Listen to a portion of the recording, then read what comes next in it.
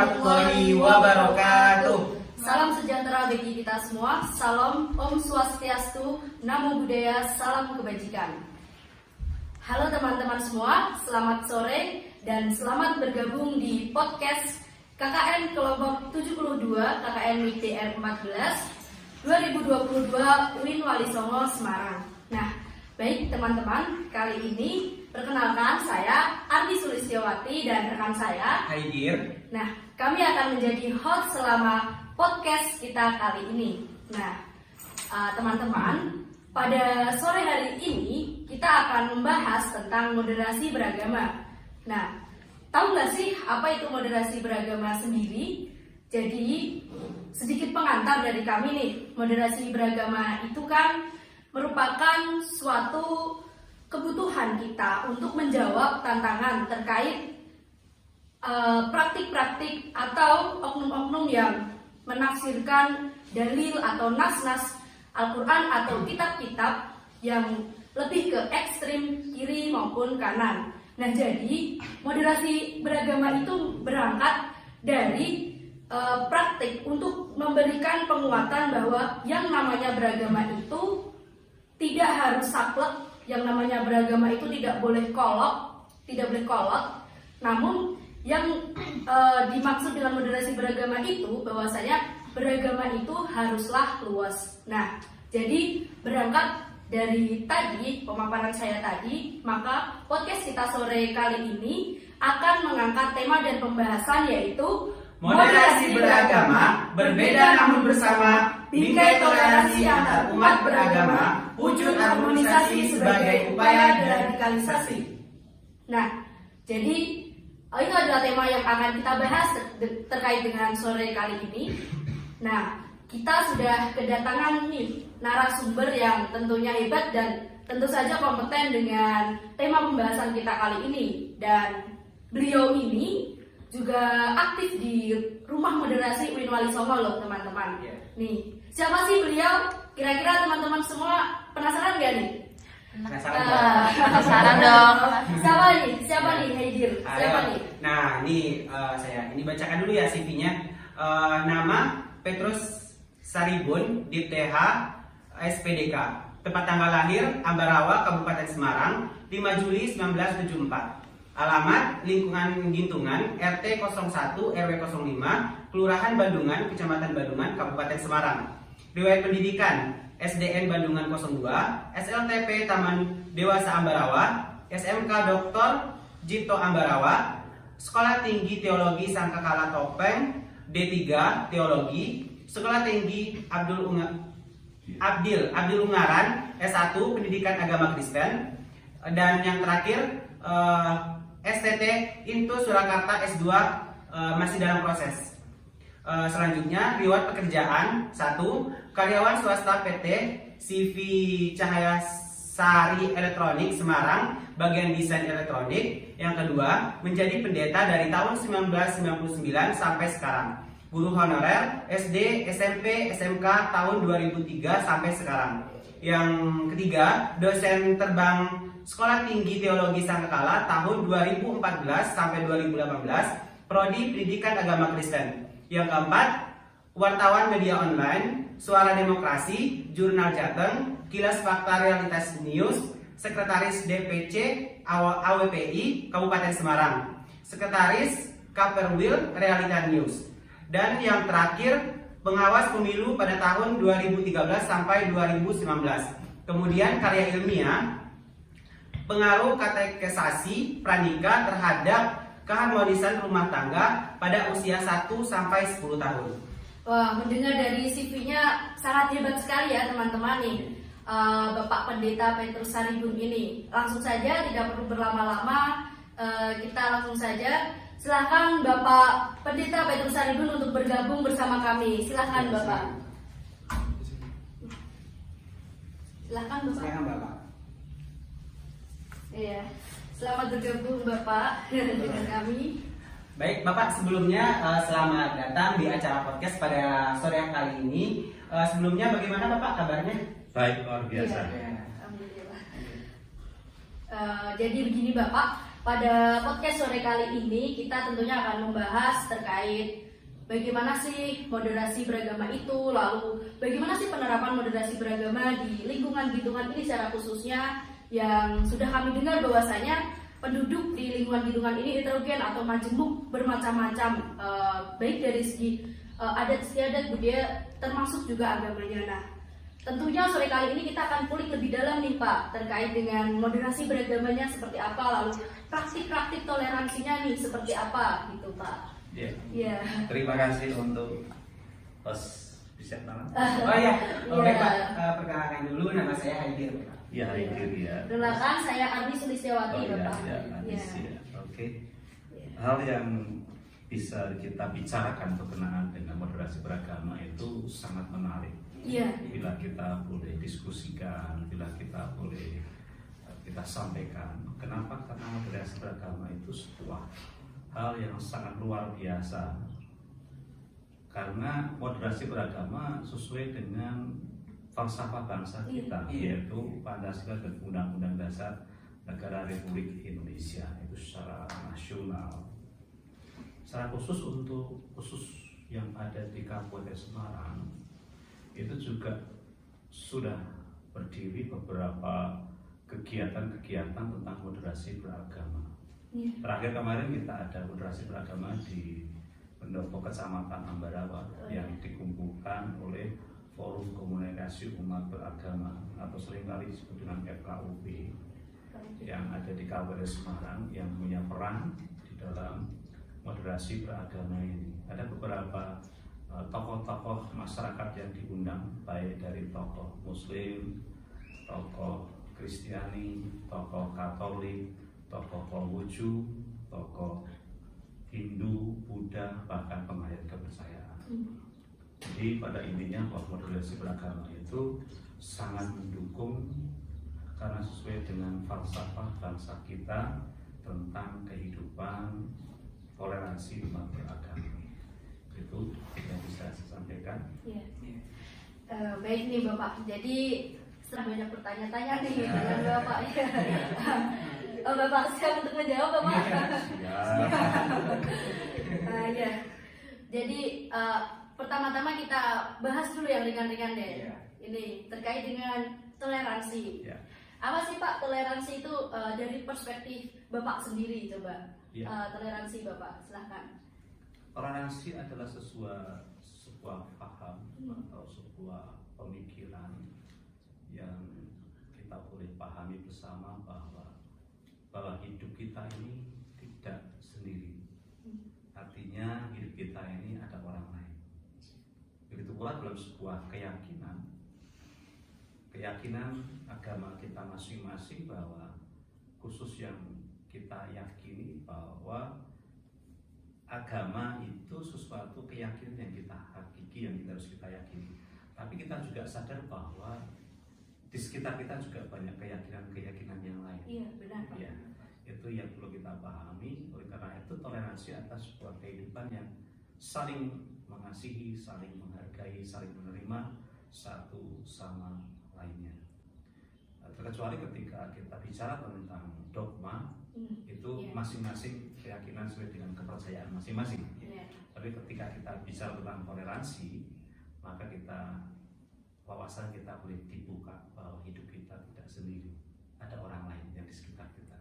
Saling terima, saling menghargai satu sama lain, kerukunan satu sama lain.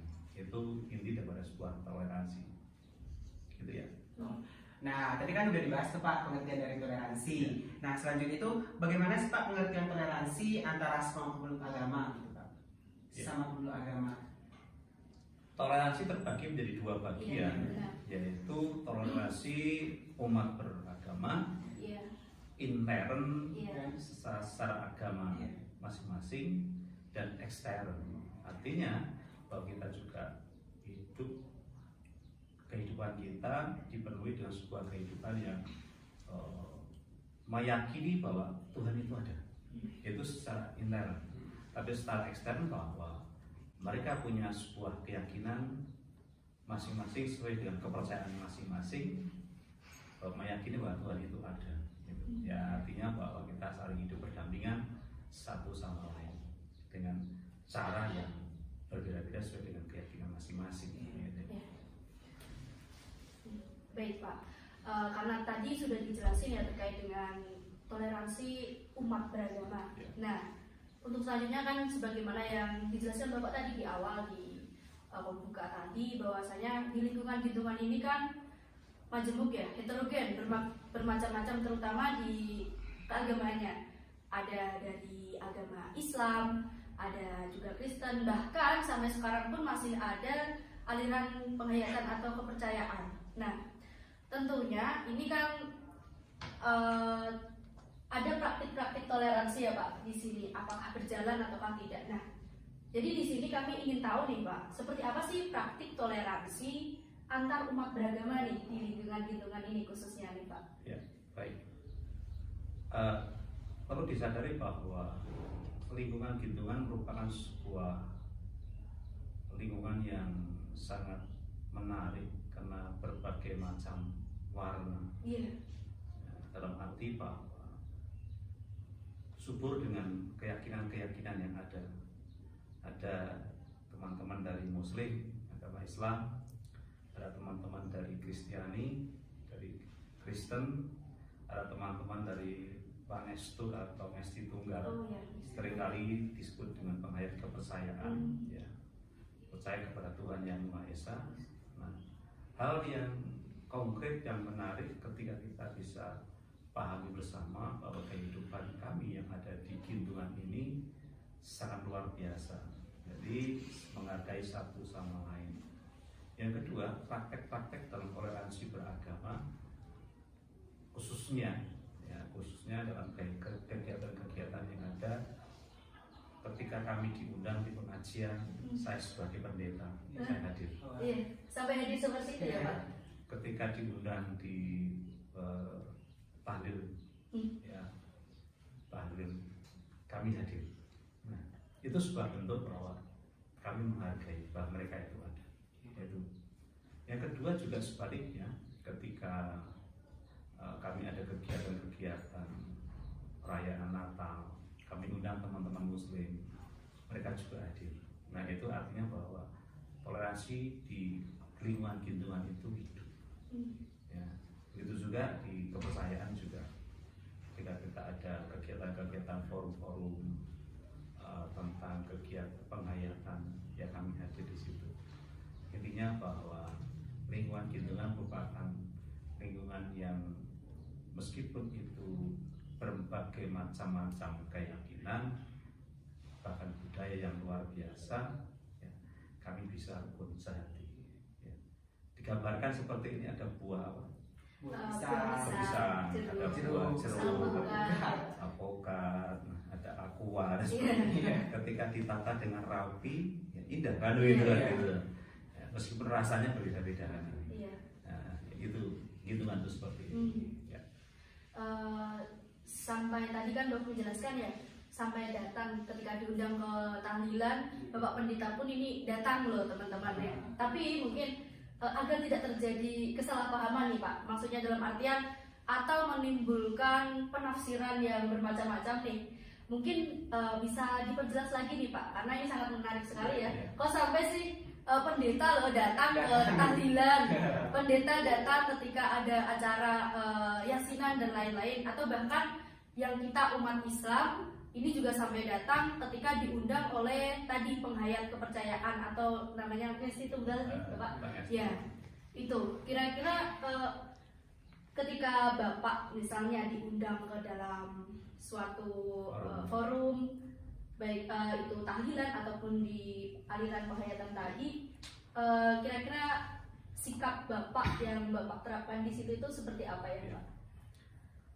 Satu, ketika kami hadir, kami punya tujuan bahwa kami adalah bagian daripada putra daerah lingkungan Gintungan. Itu yang pertama.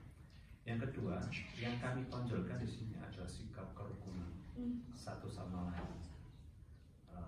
Begitu kita datang, ya kita datang dengan kita menghormati mereka dengan cara mereka.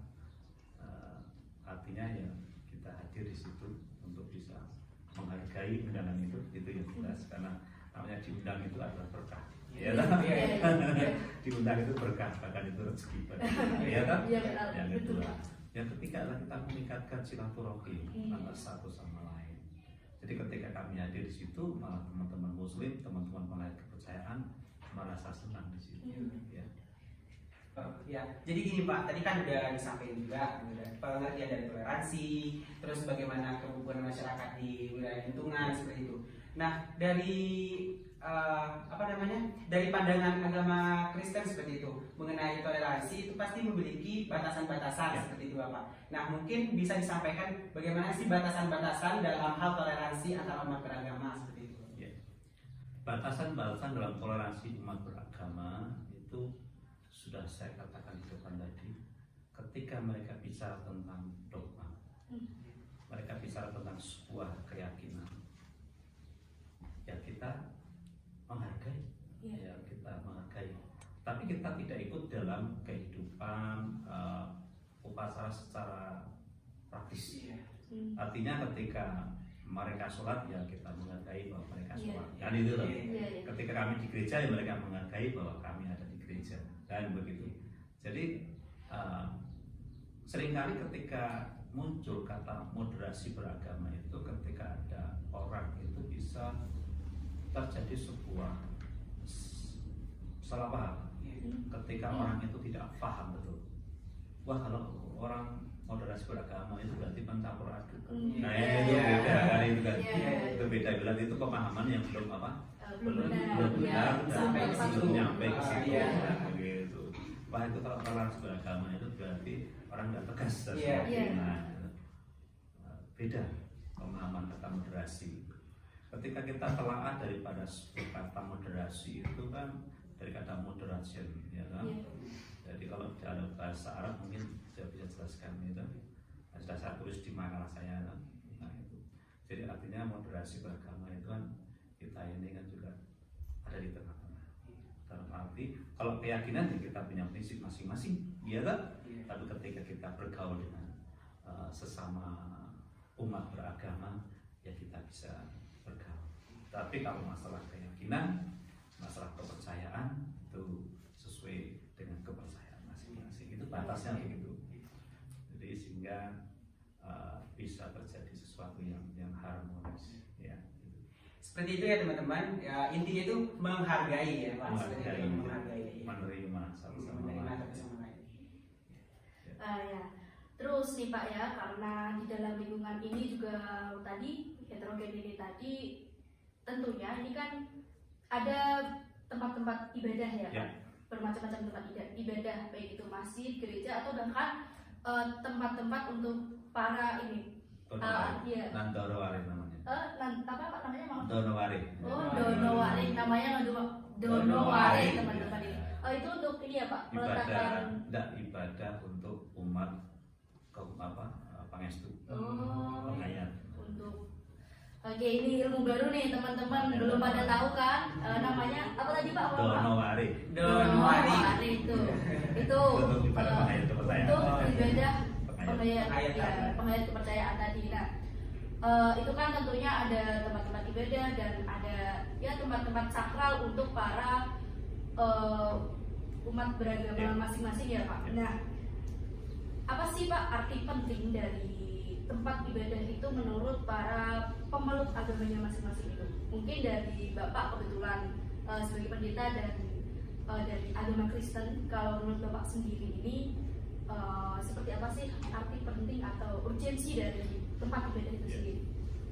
Kalau dalam keyakinan kami sebagai umat Kristiani, bahwa tempat ibadah itu merupakan suatu tempat yang sakral, yang kudus, yang suci, di mana kita bisa beribadah di situ, ya, bisa berkomunikasi dengan Tuhan, bisa berkomunikasi dengan sesama melalui hubungan spiritualitas. Nah, itu bagi kami yang punya keyakinan beragama Kristen. Jadi kami beribadah di gereja, nah begitu. Ya, itu pengertian yang pertama. Yang kedua, bahwa tempat ibadah itu merupakan sebuah tempat di mana kami boleh berhaji beribadah di situ. Tapi yang terpenting adalah pengertian daripada gereja itu adalah sebuah perkumpulan persekutuan orang-orang percaya kepada Yesus. Dan ini pengertian itu. Jadi kalau orang punya pemahaman bahwa tempat ibadah itu gereja itu gedung, tapi lebih luas lagi di gereja itu adalah persekutuan orang-orang percaya. Nah selanjutnya Pak, tadi kan udah dibahas mengenai bagaimana sih agensi dari tempat ibadah tersebut seperti itu. Nah pasti di agama Kristen juga memiliki hari-hari besar seperti itu Pak. Nah nanti kan bakal acaranya itu dilaksanakan di gereja seperti itu. Nah bagaimana sih sikap masyarakat terhadap acara-acara yang dilakukan di tempat ibadah tersebut dari wilayah lingkungan Gintungan seperti itu? Ya. Dalam kegiatan-kegiatan hari raya hari besar, kalau di Kristen itu kan ada hari raya Natal, hari raya Paskah, hari raya kebangkitan, hari raya kenaikan, hari raya Pentakosta, dan masih banyak lagi sebetulnya. Tapi yang jadi momen itu biasanya kita undang teman-teman dari saudara kita yang lain itu pas momen Natal. Karena momen Natal itu diibaratkan seperti kayak dari teman Muslim itu kan Idul Fitri. Jadi ketika kami undang mereka hadir. Ya itu juga. Begitu juga ketika kita ada kegiatan Idul Fitri, ya kita juga mengucapkan selamat Idul Fitri. Bahkan kemarin itu ya ini kesaksian ya cerita itu pengalaman. Waktu itu kan ada namanya PPKM. Dengan adanya COVID-19 kemarin itu kan PPKM. Jadi hal yang menarik begini, ketika pas itu ada kegiatan itu Fitri, sholat Id gitu kan, kan pemerintah melarang untuk apa orang lain di luar daerah itu kan tidak bisa ibadah di situ karena takutnya ada virus yang melarang begitu aja. Nah kami sebagai pemuda Kristiani, umat Kristiani, kami ada di depan, jaga di depan gapura itu. Jadi kita tahu ini orang Gintungan, ini tidak kan itu kan itu yang pertama. Yang kedua begitu pula sebaliknya, ketika kami ada Natal itu luar biasanya itu teman-teman Banser itu jaga, ya itu jaga. Nah itu teman-teman Banser itu luar biasa itu. Ikut jaga Natal di situ ya, saling berkontribusi ya. Itu yang kita jaga di situ sampai hari ini. Jadi kita semacam apa ya kerjasama dengan baik. Ya. Lagi diskusi menarik ya. Menarik sekali Pak. Lalu tadi kan Bapak sudah menjelaskan nih terkait praktik-praktik keagamaannya. Ini pertanyaannya lumayan sensitif nih. Ada nggak sih Pak ancaman atau tantangan bahkan hambatan nih terkait dengan praktik-praktik keagamaan yang dilakukan, baik itu misalkan mungkin antara minoritas dengan mayoritas atau bahkan sebaliknya juga, kira-kira di lingkungan ini khususnya apakah pernah ditemukan semacam ancaman, tantangan, bahkan hambatan terkait dengan praktik-praktik keagamaan yang dilaksanakan oleh para umat beragama ini, Pak? Saya lahir di Gintungan. Saya lahir 5 Juli 1974. Artinya saya ngerti betul karakter daerah ini, karakternya, kepribadiannya, ngerti betul daerah ini. Kemudian ketika saya merantau Semarang, terus kerja di mana tadi CV saya sebagai desain elektronik. Nah itu saya dapat panggilan, saya harus kuliah kependetaangan. Ternyata ketika itu Tuhan punya rencana. Ketika saya lulus dari sekolah kependetaan, tugas saya ternyata ditempatkan di sini. Artinya bahwa ketika saya ada di sini, saya paham betul lingkungan sekitar ini, dan belum ada sejarah terjadi sebuah intimidasi dari kelompok-kelompok lain, belum ada sejarah. Artinya betul-betul keharmonisan warisan di tempat ini sangat luar biasa. Jadi karena saya orang sini, hidup di sini, beranak cucu di sini. Apalagi ini teman-teman ini yang dulu satu angkatan dengan saya, dulu satu SD sana. Sekarang mereka di sini jadi pemimpin. Ya. Yang dulu kita main kelereng bareng, kita main, sekarang jadi kiai, jadi ustaz. Nah itu kan itu, ternyata di situ. Nah, jadi kadang-kadang kami berhubungan baik teman-teman di sini. Tapi kan ini Pak, tadi benar bahwasanya Bapak di awal tadi menyebutkan bahwasanya lingkungan ini kan menarik dan beragam, keberagamannya itu merupakan salah satu daya tarik Pak bagi kami nih, para ini teman-teman kelompok 72 mahasiswa KKN ini Pak. Ketika kami survei ke sini Pak, sepertinya tempatnya oke nih, apalagi kita kan kesini membawa salah satu visi, salah satunya ada moderasi beragama, sepertinya cocok sekali. Nah, tapi Pak ada satu hal nih Pak, kan ketika kami survei sebelum kami datang ke sini, itu kan pertama kali tentunya yang kami cari adalah di search di Google. Nah, ketika kami klik lingkungan, waktu itu kami belum tahu Pak lingkungan Gintungan. Nah, kami tahunya itu masih dusun Gintungan dan lingkungan. Yang teratas Pak, Gintungan itu mohon maaf, itu adalah salah satu villa yang warna orange itu Pak di bawah. Itu sekitar tahun 2000-an, di bawah 2010 Pak. Itu tuh pernah terjadi, di situ ternyata adalah tempat, iya benar, praktek untuk ini, pelatihan. Itu kan Pak, jadi sepertinya meskipun belum ada tantangan ataupun hambatan tersendiri dalam melaksanakan praktik keagamaan, tapi kami menemukan bahwasanya di sini itu pernah terjadi, bahkan mungkin istilahnya sampai warga tidak tahu atau mohon maaf kecolongan ya Pak ya, sampai ada di situ. Nah, mungkin apakah benar seperti itu, benar-benar terjadi itu pelatihan itu apakah benar ataukah kiranya itu apa Pak sebenarnya yang terjadi itu Pak? Ini.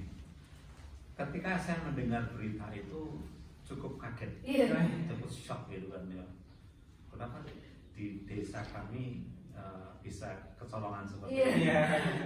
Dan itu viral, ya tahu, masuk di media sosial. Akhirnya teman-teman dari Densus 88 sering naik turun ke sini dan sebagainya untuk menggali informasi kan begitu. Memang gini, secara lingkungan kita ini kan berbagi dari 8 RT. Nah itu 8 RT itu dari berbagai macam tekstur karakter dan sebagainya. Nah di bawah itu ada berdiri banyak villa, khususnya villa-villa dari orang-orang yang punya duit dan tidak punya duit kan tidak mungkin bisa beli tanah untuk bangun villa kan itu ya. Nah villa-villa itu sendiri untuk apa? Untuk bisa meningkatkan ekonomi yang gitu, maka villa itu disewakan.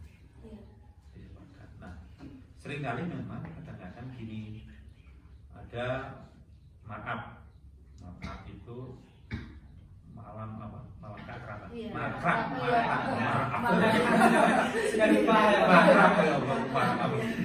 Makrab. Dan itu seringkali teman-teman mahasiswa dari mana itu ada makrab di situ dan sebagainya begitu. Nah, dari hal itu mungkin dari pemikiran pandangan dari teman-teman lingkungan Gintungan khususnya warga di sekitarnya itu sepengetahuannya itu mahasiswa yang latihan makrab di situ ya, itu mahasiswa kan begitu. Begitu berapa tahun muncul gitu ketika ada kegiatan di Lampung begitu, ternyata ditelusur pernah pelatihan di mana? Di Gintungan di Bandung. Nah itu yang kami juga kaget. Sudah pergi baru tahu ya Pak. Berapa tahun? Tapi syukurnya aman-aman ya Pak. Aman. Ya. Dan memang kekhawatiran daripada pemerintah khususnya keamanan apa ada embrio di daerah itu. Nah, karena itu nanti telusur terus, dipantau terus, ya tidak ada ditemukan embrio. Artinya benar untuk masyarakat Gintungan betul-betul patuh kepada NKRI dan Pancasila sebagai dasar negara, ya. Itu jadi NKRI itu harga mati. Ya, itu kan itu. Jadi itu memang di luar sepengetahuan. Ngertinya itu makrab mahasiswa. Jadi itu. Karena orang banyak gitu. Gitu. Tapi kalian videonya aja seru juga ya. Latihan silat, jungkir balik gitu. Di video lagi sudah ketahuan lama tuh. Nah, itu ya. Nah, seperti itu teman-teman. Jadi sudah dipastikan nih, sudah dalam pemantauan juga bahwasanya sampai saat ini di lingkungan Gintungan ini tidak ada embrio-embrio atau akar-akar radikalisme itu. Ya. Nah, lanjut nih Pak mengenai itu kan Pak. Nah, selain itu seperti berita-berita sekarang seperti itu banyak pemahaman yang radikal seperti itu Pak. Nah, mungkin bisa dijelaskan bagaimana sih pandangan agama, terutamanya agama Kristen, mengenai upaya dalam deradikalisasi seperti itu Pak. Memang gini, untuk bisa mencegah radikalisme itu hal yang paling tepat yaitu rumah moderasi beragama. Itu sebuah apa ya, menurut saya produk pemerintah yang sangat jitu. Ya, jadi rumah moderasi beragama itu kan membimbing kita, mendidik kita untuk kita toleransi satu sama lain. Ya, jadi menurut Bapak tadi ini rumah moderasi beragama itu sudah menjadi terobosan pemerintah ya Pak? Ya, bagus. Lalu jika rumah moderasi beragama ini menjadi terobosan pemerintah, seperti apa sih peran penting dari rumah moderasi beragama itu sendiri atau urgensi rumah moderasi beragama sendiri dalam upaya preventif atau upaya pencegahan radikalisme atau deradikalisasi itu sendiri? Kiat-kiat yang dilakukan di rumah moderasi beragama yang pertama itu adalah untuk tokoh-tokoh masyarakat, tokoh-tokoh agama dari berbagai macam agama dikumpulkan, kemudian dibimbing, diberikan arahan. Itu kiat yang pertama. Yang kiat yang kedua, ketika sudah kegiatan itu dilakukan, maka harus ada breakdown ke bawah untuk mensosialisasikan tentang moderasi beragama itu. Bahkan untuk KPS Semarang sendiri itu momen itu ditangkap sama forum umat beragama, jadi FKB, forum komunikasi umat beragama, ditangkap itu dan breakdown ke bawah untuk mensosialisasinya. Memang kendalanya personalnya kan cuma sedikit, ya personalnya sedikit ya. Butuh media, butuh orang lain untuk bisa transfer ilmu atau knowledge ya, atau ikut ke masyarakat, atau betapa pentingnya moderasi beragama itu. Saya rasa itu. Ya. Ini Pak, tadi kan sudah disampaikan kiat-kiat seperti itu Pak yang harus dilakukan di dalam moderasi beragama.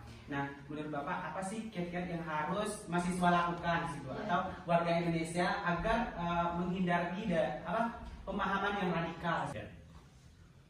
Yang pertama, apa yang dilakukan oleh mahasiswa kan itu?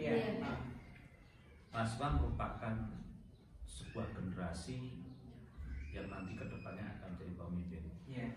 Ketika nanti saya pensiun, ketika nanti saya tidak bisa berbuat apa-apa, nah dari generasi berikutnya inilah yang akan jadi menggantikan kita. Nah oleh karena itu sebagai mahasiswa ya serap ilmu sebanyak mungkin, semaksimal mungkin. Nah, tetapi kita harus filter, ada filter ya supaya kita tidak terindoktrinasi terkontaminasi atau teracuni dengan terkombinasi dengan valve rasikal itu. Itu yang pertama. Yang kedua, mahasiswa juga punya tugas yang berat sebetulnya, karena untuk bisa mensosialisasikan tentang betapa pentingnya moderasi beragama ke masyarakat, khususnya ketika ada giat-giat KKN seperti ini sangat luar biasa. Bisa menyampaikan kepada warga bahwa betapa hidup rukun itu indah, kerukunan itu indah, saling menghargai itu indah. Nah, itu yang perlu ditekankan di situ. Jadi ada nilai-nilai yang bisa ditanamkan di kehidupan masyarakat melalui kegiatan-kegiatan seperti ini. Ya, itu bagi mahasiswa, khususnya bagi masyarakat warga negara Indonesia yang patuh kepada aturannya. Ya, itu teman-teman mahasiswa ya. Tadi didengarin ya sebagai yang katanya agent of change. Katanya itu kita juga punya tugas selain dari tugas dari kampus. Tadi juga dari Bapak Pendeta Petrus Saribun ini tadi juga sudah menyebutkan bahwasanya moderasi beragama, untuk menyebarkan nilai-nilai moderasi beragama itu juga merupakan tugas yang sama-sama harus kita pikul bersama. Tuh. Nah, bagaimana teman-teman? Juga teman-teman yang ada di rumah yang menyaksikan kita di live IG juga. Bagaimana pembahasan kita sore ini, menarik bukan? Menarik banget sebenarnya. Atau mungkin dari teman-teman mungkin yang di belakang layar mungkin ada nih yang ingin ditanyakan, mungkin seperti itu. Ada nggak? Ada nggak nih yang ingin ditanyakan gitu dari pembahasan kita hari ini? Ada nggak yang ingin ditanyakan? Ada? Ada? Nah, lanjut. Oke. Tidak terasa ya teman-teman nih, kita sudah memberikan atau menghujam Bapak dengan beberapa pertanyaan seperti itu. Tapi Bapak, kita sebenarnya sudah di penghujung acara podcast ini. Terima kasih Bapak sudah berkenan untuk menjawab pertanyaan-pertanyaan kami. Tapi terakhir mungkin sebagai penutup ada closing statement dari Bapak. Silahkan untuk disampaikan Bapak sebagai penutupnya. Ya, sebagai closing untuk giat pada hari ini, yang pertama, mari bersama-sama kita sebarkan tentang betapa pentingnya tentang kerukunan itu. Moderasi beragama adalah sebuah terobosan dari pemerintah yang harus kita dukung bersama untuk menanamkan nilai-nilai kebangsaan, untuk menanamkan nilai-nilai toleransi, untuk menanamkan nilai-nilai kesantunan, menanamkan nilai-nilai luhur. Karena perlu diketahui bahwa nenek moyang kita yang telah berjuang untuk mencapai, untuk meraih kemerdekaan itu dilandasi dengan nilai-nilai luhur. Nah, kita sebagai generasi-generasi berikutnya, kita diwarisi itu untuk bisa senantiasa melakukannya, ya, melanjutkan perjuangan daripada pemimpin bangsa kita yang sudah berjuang. Ya. Hargai perjuangan mereka dengan cara bagaimana kita tanamkan nilai-nilai luhur kebangsaan, nilai-nilai